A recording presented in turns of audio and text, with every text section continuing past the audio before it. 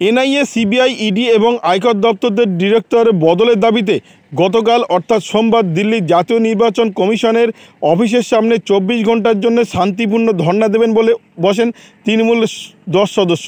কিন্তু হঠাৎই এই 10 সদস্যকে টেনে হিঁচড়ে নিয়ে চলে যান পুলিশরা এবং তাদেরকে থানায় নিয়ে যাওয়া হয়।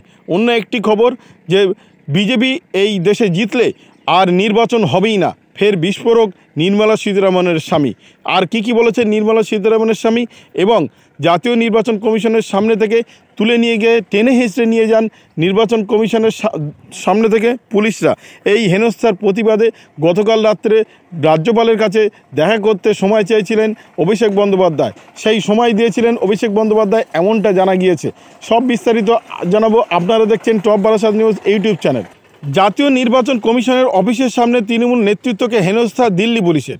তৃণমূল সাংসদের টেনে হিঁচড়ে বাসে তোলা এবং আটক করে থানায় নিয়ে যাওয়ার প্রতিবাদে এবার রাজ্যপালের সঙ্গে সাক্ষাৎ অভিষেক বন্দ্যোপাধ্যায়। শান্তিপূর্ণ প্রতিবাদের উপর পুলিশের নক্কারজনক আক্রমণের বিরোধিতা সোমবার রাতেই রাজ্যপাল সিবি আনন্দ বোসের সঙ্গে সাক্ষাৎ চেয়েছিলেন তৃণমূলের সর্বভারতীয় সাধারণ সম্পাদক অভিষেক বন্দ্যোপাধ্যায়। রাজভবন সূত্রে খবর, রাত 9টায় অভিষেকের নেতৃত্বাধীন 12 সদস্য তৃণমূলের প্রতিনিধি দলকে সময় দিয়েছেন রাজ্যপাল। ভূপতিনগরের বিস্ফোরণ কাণ্ডে 2 তৃণমূল নেতাকে গ্রেপ্তার করেছে এনআইএ। এই ঘটনায় বিজেপি এবং কেন্দ্রীয় এজেন্সিকে আতাতের অভিযোগ তুলে সরব হয়েছে Trinamool Congress. NIA, CBI, ED এবং আয়কর দপ্তরের ডিরেক্টরদের বদলের দাবিতে সোমবার বিকেলে দিল্লির জাতীয় নির্বাচন কমিশনের সামনে ধর্নায় বসেন তৃণমূলের 10 সদস্য। কথা ছিল 24 ঘন্টার জন্য তারা শান্তিপূর্ণ ধর্না দেবেন। তবে ধর্নায় বসার মিনিট 15-এর মধ্যে দিল্লি পুলিশের সবাই সেখানে হাজির হয়ে যান। অভিযোগ, তৃণমূল সাংসদদের টেনে হিঁচড়ে সরিয়ে নিয়ে যাওয়া হয় সেখান থেকে। আটক করা হয় সাংসদদের, বাসে চাপিয়ে তাদের মন্দির মার্গ থানায় নিয়ে যায় দিল্লি পুলিশ। শান্তিপূর্ণ প্রতিবাদে পুলিশি জুলুমের বিরোধিতায় সোমবার রাতেই রাজ্যপালের সঙ্গে সাক্ষাৎ করতে সময় চেয়েছিলেন অভিষেক বন্দ্যোপাধ্যায়। সূত্রের খবর, অনুমোদন মিললেই 12 সদস্যের প্রতিনিধি দলের সঙ্গে রাজভবনে গিয়ে রাজ্যপালের সঙ্গে সাক্ষাৎ করবেন ডায়মন্ড হারবারের বিদায়ী সাংসদ অভিষেক বন্দ্যোপাধ্যায়। উল্লেখযোগ্যভাবে বলা যায়, গত 6ই মার্চ ভূপতিনগর বিস্ফোরণকাণ্ডে তদন্তে নেমে 2 তৃণমূল নেতাকে গ্রেপ্তার করে এনআইএ। রাতেই অভিযুক্তদের বাড়িতে হানা দিয়েছিল তদন্তকারী সংস্থা। গ্রেপ্তার করে নিয়ে যাওয়ার পরে তদন্তকারীদের পথ আটকায় স্থানীয়রা। গাড়ির কাঁচ ভাঙে, এক আধিকারিকের মাথাও ফাটে। যদিও তৃণমূলের পাল্টা অভিযোগ, তদন্তকারীরা রাতে মহিলাদের হেনস্থা করছিলেন। তৃণমূলের অভিযোগ, বিজেপির নির্দেশে কাজ করছে কেন্দ্রীয় তদন্তকারী সংস্থাগুলি। ভোটের আগে তৃণমূল এজেন্টদের গ্রেপ্তার করছে গেরুয়া শিবির। এই পরিস্থিতিতে 4 কেন্দ্রীয় এজেন্সির মাথাদের অপসারণ চেয়ে এদিন কমিশনের দ্বারস্থ হন ডেরেক, শান্তনু ও দোলারা। কিন্তু কমিশনের ফুল বেঞ্চের সঙ্গে তাদের 10 থেকে 15 মিনিট কথাও হয়। এরপর বাইরে বেরিয়ে 24 ঘন্টা ধর্নার কর্মসূচির কথা ঘোষণা করেন দোলা সেন। অভিযোগ, সেখানেই দিল্লি পুলিশের নক্কারজনক আক্রমণের শিকার হন তৃণমূল নেতৃত্ব। এ প্রসঙ্গে তৃণমূল সাংসদ শান্তনু সেন জানান, কৃষি ভবনের ঘটনায় পুনরাবৃত্তি হলো আজ। আমরা তো বলেছি দেশ জুড়ে জমিদারি রাজ চলছে, এদিন সেটাই আরও একবার প্রমাণ হয়ে গেল। আবারও বলছি, গতকাল নির্বাচন কমিশনের সামনে ধর্নায় বসেন তৃণমূলের 10 সদস্য। তাদেরকে টেনে হিঁচড়ে নিয়ে যাওয়া হয় থানায় বাসে তুলে, এমনটা জানা গিয়েছে। জাতীয় নির্বাচন কমিশনের অফিসের সামনে তৃণমূল নেতৃত্বকে হেনস্থা দিল্লি পুলিশের। তৃণমূল সাংসদদের টেনে হিঁচড়ে বাসে তোলা এবং আটক করে থানায় নিয়ে যাওয়া হয়। রাজ্যপালের সঙ্গে সাক্ষাৎকারের সময় চেয়ে অভিষেক বন্দ্যোপাধ্যায়। শান্তিপূর্ণ প্রতিবাদের উপর পুলিশের নক্কারজনক আক্রমণের বিরোধিতায় সোমবার রাতেই রাজ্যপাল সিবি আনন্দ বোসের সাক্ষাৎ চেয়েছিলেন সর্বভারতীয় সাধারণ সম্পাদক অভিষেক বন্দ্যোপাধ্যায়। রাজভবন সূত্রের খবর, রাত 9টায় অভিষেকের নেতৃত্বাধীন 12 সদস্যের তৃণমূলের প্রতিনিধি দলকে সময় দিয়েছেন রাজ্যপাল এবং রাত্রে দেখা করেছেন, এমনটা বিভিন্ন সূত্রে জানা যাচ্ছে। ভূপতিনগর বিস্ফোরণকাণ্ডে 2 তৃণমূল নেতাকে গ্রেপ্তার করেছে এনআইএ। এই ঘটনায় বিজেপি এবং কেন্দ্রীয় এজেন্সিগুলির আঁতাতের অভিযোগ তুলে সরব হয়েছে তৃণমূল। এনআইএ, সিবিআই, ইডি এবং আয়কর দপ্তরের ডিরেক্টরদের বদলের দাবি জানিয়েছে এবং এই জানানোর জন্য দিল্লি নির্বাচন কমিশনের ধর্নায় বসেন তৃণমূলের 10 সদস্য। কথা ছিল 24 ঘন্টা তারা শান্তিপূর্ণ ধর্না দেবেন। কিন্তু ধর্নায় বসার মিনিট 15-এর মধ্যে সেখানে হাজির হয়ে যান দিল্লি পুলিশ। তাদেরকে আটক করেন, বাসে চাপিয়ে তাদের মন্দির মার্গ থানায় নিয়ে যায় দিল্লি পুলিশ। শান্তিপূর্ণ প্রতিবাদে পুলিশ জুলুমের বিরোধিতা সোমবার রাতেই রাজ্যপালের সঙ্গে সাক্ষাৎ করতে চেয়েছেন অভিষেক বন্দ্যোপাধ্যায়। সূত্রের খবর, 12 সদস্যের সঙ্গে সাক্ষাতের টাইম দিয়েছেন রাত 9টার সময়। প্রসঙ্গতভাবে বলা যায় 9 মার্চ ভূপতিনগর বিস্ফোরণ কাণ্ডের তদন্তে নেমে 2 তৃণমূল নেতাকে গ্রেপ্তার করে এনআইএ। রাতেই অভিযুক্তদের বাড়িতে হানা দিয়েছিল তদন্তকারী সংস্থা।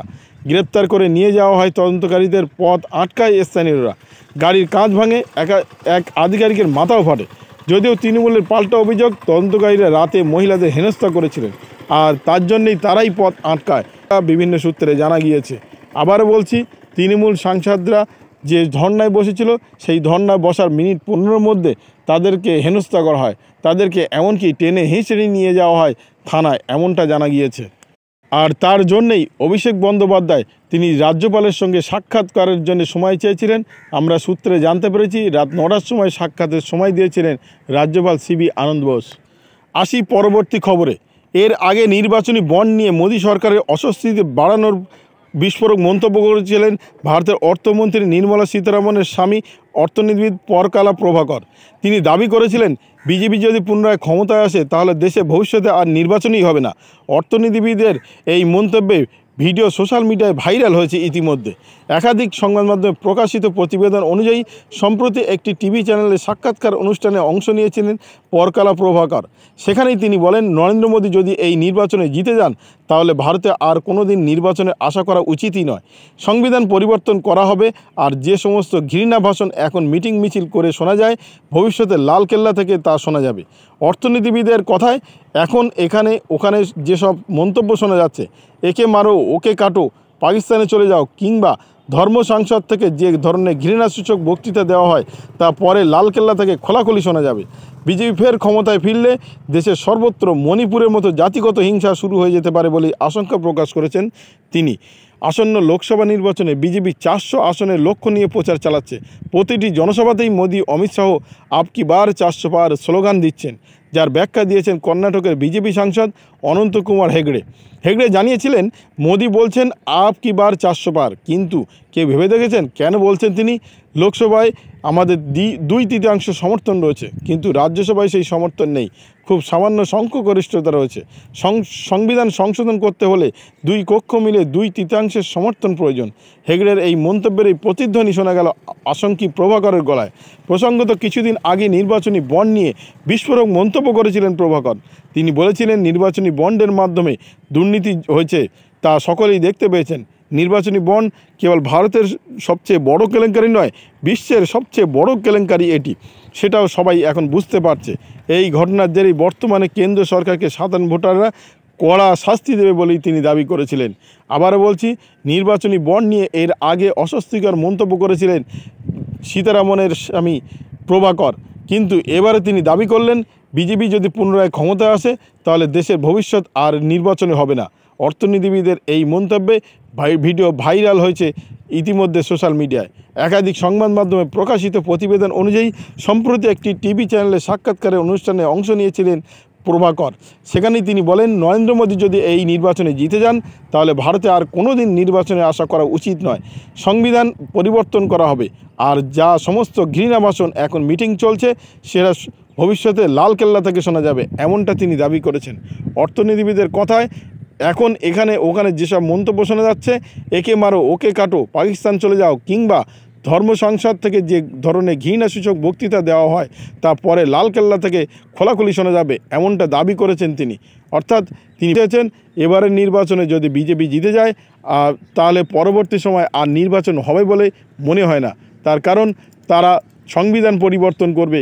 তারা সংবিধান পরিবর্তনের জন্যে যে যতটা আসন দরকার সেই আসন রাজ্যসভায় নেই, আর রাজ্যসভায় সেই আসন নেই বলেই তিনি বারবার দাবি তুলছেন সরকারের পক্ষ থেকে। অমিত শাহ এবং প্রধানমন্ত্রী নরেন্দ্র মোদী যেখানেই সভা করছেন সেখানেই বলছেন আপ কি বার 400 পার। এর মাধ্যমেই বোঝাতে চেয়েছেন যে পরবর্তী সময় সংবিধান পরিবর্তন করা সহজ হবে যদি আমাদের দুই পক্ষেই যদি নিরঙ্কুশ সংখ্যাগরিষ্ঠতা থাকে, তাহলে আমরা সংবিধান পরিবর্তন করতে পারবো, এমনটা বলতে চেয়েছেন প্রভাকর।